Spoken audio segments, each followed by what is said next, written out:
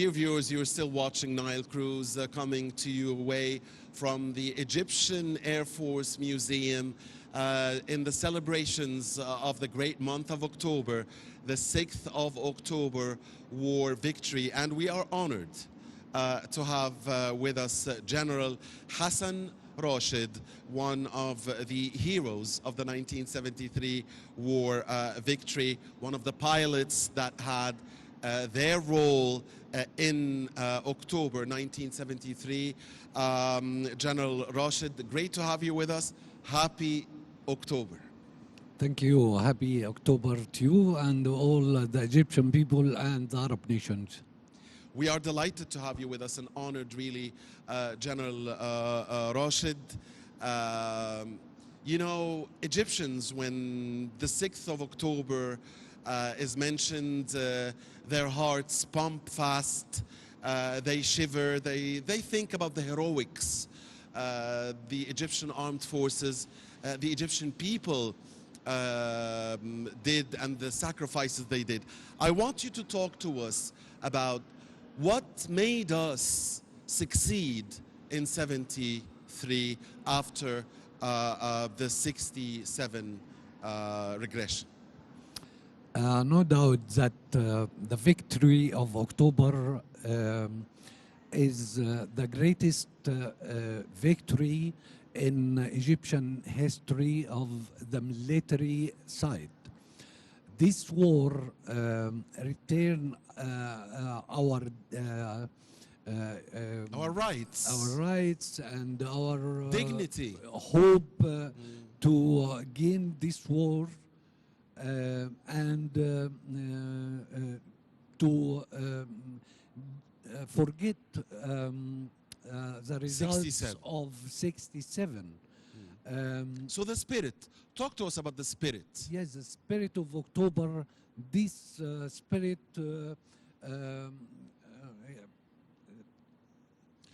unity between the people and the armed forces, unity between you yourselves as the men in uniform. Yes. Look, this war was a big chance for the military, especially for the Air Force, to return back the dignity, pride. Yes, the pride of that, by the planning, the training, and of course the discipline, and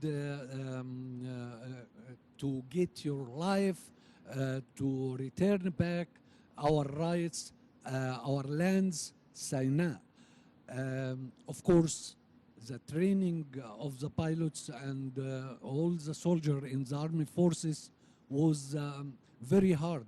At that time, we trained with blood. Every mission was very hard. Some pilots, we lost some pilots during this engagement with enemy, but after every mission, we try to investigate the lessons, and we gain lessons from this mission, why we lost, and what is the enemy power or the weakness. And of course, this training was the blood, was more of the pilots and the soldiers, of course. The attrition war was the key of this victory in 1973. This war gave all the military people, especially in the armed forces and especially in the Air Force, the spirit that we can gain this war. We can return our lands, the hope for everything we can do. So you're telling us that things did not start on the 6th of October. Things actually started with the war of attrition. Yes. And when did the war of attrition start? Because many of us think that it started in 1968 or 1969 with the destruction of the Israeli destroyer in the port of Eilat. But you tell us, I mean, you know more. When did the war of attrition start? Uh, this war, the attrition war, started after many days after 5 of June, when the Israeli army tried to occupy Port Fouad. It was a battle of Ras Al Aish with a little of number of Egyptian soldiers stop this enemy to gain this battle, and they destroyed this what they call modified power. Or it is more than strong the a little of Egyptian soldier, and they return back to the eastern, and they didn't occupy this country or this So we moved town. back the Israeli forces that had outnumbered us Yes. at the time to the East Bank again. Again. Only a few days Yes. after the 5th of June 1967. And- So the war of attrition started immediately Yes. after the aggression Few of days. June 67. And of course, the Air Force also in 14 and 15 July 67 started to make some attacks on the Israeli soldier on the East Bank. We destroy a lot of Targets, tanks, yes. targets, and we give them that we are still here, we have the spirit, and we have the hope, and we will return our lands again. We will not forget. Of course. Yes. Of course. Talk to us about your memories of the war of attrition before we get to the 6th of October and the days following the 6th of October. The war of attrition, your memories, and we understand that you were a student in the Air Force at the time. I mean, at the time of the 5th of June, you were still a pilot student, right? Yes, I was a cadet, and Yes.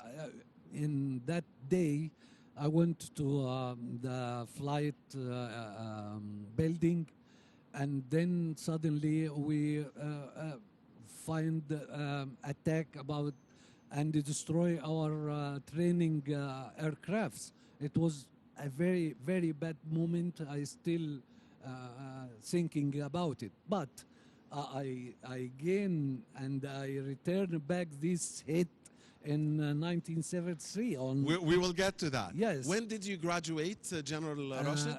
November 1968. Uh-huh. After the war, so 1 year. Yes. So tell us about some of the most important moments in the war of attrition. I mean, you were saying that you were training with blood and you lost a lot of pilots. Yes. So tell us about this. Were you exercising like what, every day, every week, every month? What were you doing? Yes, it's about every week, every 10 days, we got missions to destroy a center of Israeli soldier, or some tanks in or the East Bank, yeah. Yes, and we planning, and then we go over 4 aircrafts. It's free hunt. Try to find any target, we can destroy it. And of course, this every mission give us new lessons in this training. And lifted morale and lifted the spirit. Yes, of course. And made you assured that we will not forget. I mean, we are there until we get our rights back, our land back. Tell us about the cooperation or the coordination, please, General Rashid, with the Syrian air forces. Yes. There was a squadron, MiG-17, went to the Syrian in December 1969, and I was honored that I was in that time in this squadron, and we joined the Syrian Egyptian force there, and we went to join attacks on against the enemy on the south of Lebanon. This fighter Syrian people was a very, very good and very, very nice. They like Egyptian. They have the spirit, and they have, and of course they took this experience through the training and with blood also, because you Yes. know at that time also the enemy was have a very sophisticated aircrafts, more than we have these aircrafts, old aircrafts, MiG-17. It's produced in Russia? 1954, and we are fighting Mirage and Phantom, new aircrafts. The Egyptian pilots and the Syrian pilots both had the same jets, Russian jets, right? Yes. And you both got training in Russia, Yes, right? yes. Tell us about that experience. Look, at that time, we have the Russian or the Eastern Decotrain. This Eastern Decotrain, it is different between the Western Decotrain. Of course, during the engagement with the enemy, we learned a lot of this Decotrain. So we started to modified our Decotrain in engagement also, and during the engagement with the enemy, we took the new Decotrain for us to destroy these aircrafts. So the attrition war gave us the opportunity to learn, and of course to put this these new lessons in that engagement. Indeed. So what made the achievement of 73 so big is that we were under-equipped, right? I mean, the Israelis had more advanced jets, more advanced technology, but the difference was the will of the Egyptians and the Syrians, the heart of the Egyptians and the Syrians, and the skill of people like you, the pilots, and of course the rest of the army, its officers and soldiers, right? The difference was the heart and the skill, right? Yes, so of course, and the face. This is our face. We determine that we should, or we must return our territory again, our Sinai, especially Sinai. This is Sinai. It is from the old history until now. This is the gate of every enemy coming from this land. So this is our land. I cannot feel in the language that Yes. Sinai. It is a part of Our history. our history. Yeah, Sinai is Egyptian, basically, Yes, as simple yes, as that. yes. So, I mean, the right was ours, and when you have the right, you are stronger, Yes, of because the course. right is on your side. Did you have moments, General Rashid, between 67 and 73, when you thought, we're not gonna fight? Because, I mean, it was... we had protests in universities and the streets in Egypt asking the great late President Anwar al-Sadat to go to war, but as part of his, decoy and his planning and so on, he made many people feel that we are not going to fight. Did you, in the army, in the Air Force, had any doubt that you were going to fight one day? No, this is at that time. I saw this is a moment which I told you about, the 5th of June, 67. Every day, every trip I went, every mission I did, it was a revenge. I put in my mind and my heart that I should take my revenge from this enemy. I should return back this land. I took the spirit of my people, the spirit of the Egyptian people. This is it was the main target. We still 6 years waiting for the moment that we should cross the Canal Suisse to go and to destroy the enemy in the East Sinai. This is the aim. You know, You had no doubt that you were going to no, fight no, one no. day. This is, You got orders, as you told us, to go out and hit a certain Israeli target very often between 67 and 73. What was your feeling on the morning of the 6th of October when you got the order to go out there? look, before the 6th of October, we did a lot of trips or Yes. training for destroying the targets which every squadron or every finger four have main target. We trained about it many times, many trips we did as a training. Every week or every 10 days, our commander come suddenly. Now we have to go to reload the aircraft and take this mission to destroy this target. And we prepare our maps ourselves, and of course the technician reload the fuel, the bombs, the rockets, everything.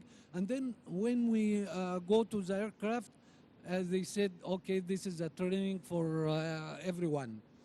And 6th of October, when our commander, our regiment commander, come and in the morning they said, today we'll start on the war in 2 o'clock. Prepare yourself, start to prepare the maps, the targets. We look again the target, about the targets from the pictures we had. Everyone say, it's okay, it is the same like we did before as a training.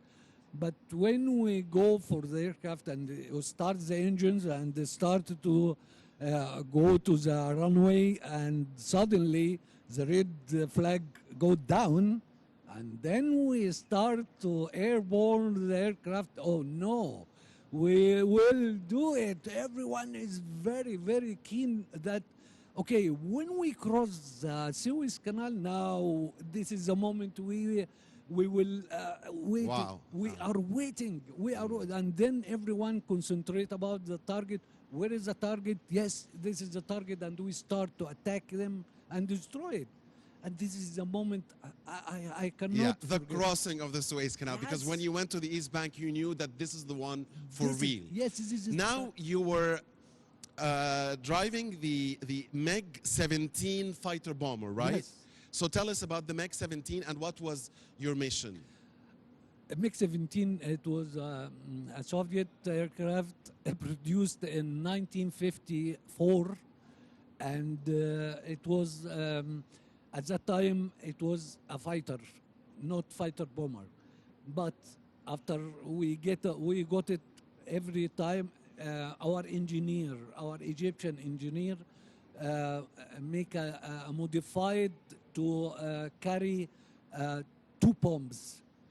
And it was a very surprise to the Soviet people or the Russian experts, which were that time In Egypt, in yes. Egypt, because yes, it affect about the speed of the aircraft, but it is started to make a new mission that it can attack ground targets. And of course, if you try to Compromise. I mean, you sacrificed fuel, compromise. right? You sacrificed fuel for heavier bombs, right? Yeah, but if you try to sacrifice the fuel, you should drop the wing tanks. Yes. And put instead of bombing. But they modified the bombing over that, and they was astonished. And of course, if you compromise or compromise, Yes. between the MiG-17 produced in '54 with Mirage. If or we compare them, Phantom, yes, yeah. If you compare, compare. Yes. this is a very sophisticated aircraft with a radar and a lot of weapons, many sophisticated technology, new technology at that time. With this aircraft, which we haven't a radar or something. We put a compass, a small compass like now, to go to the target. Look, it was a miracle. It was a miracle. The 6th of October was the greatest day for Egyptians of all generations. The 14th of October is the Air Force Day, but the 10th of October is your day. So I want to conclude by this. Tell us about why is the 10th of October your moment in history, General Rashid? Look, I made a lot of trips or sorties, they call sorties. Yes. But this sortie or this trip was a very